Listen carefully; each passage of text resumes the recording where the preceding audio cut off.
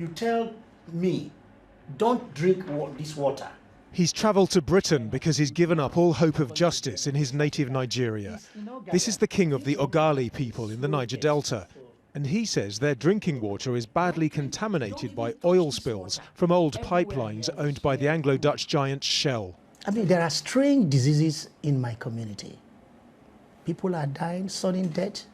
Some people are impotent, low sperm count. The 40,000-strong Ogali community live in the Ogoniland region, which has been devastated by successive oil spills. They and another group, the Bile community, want Shell to start paying for a major clean-up, something recommended in a report by the United Nations Environment Programme 5 years ago.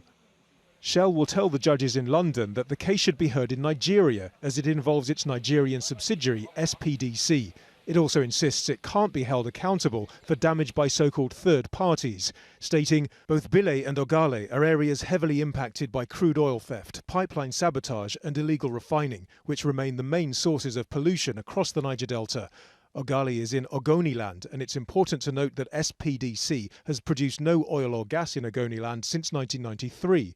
Access to the area has been limited following a rise in violence, threats to staff and attacks on facilities. There is no vandalism going on in Ogali.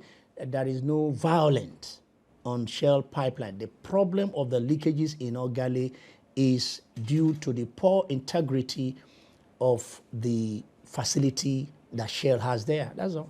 The pipeline is weak.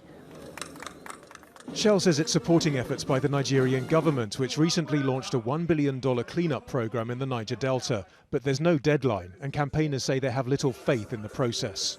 This is far from the first case of its kind. In early 2015, Shell agreed to pay around 15,000 Nigerian fishermen from another community more than $3,000 each in compensation for the impact of oil spills on their livelihoods. So the claimants here hope they can get a similar outcome.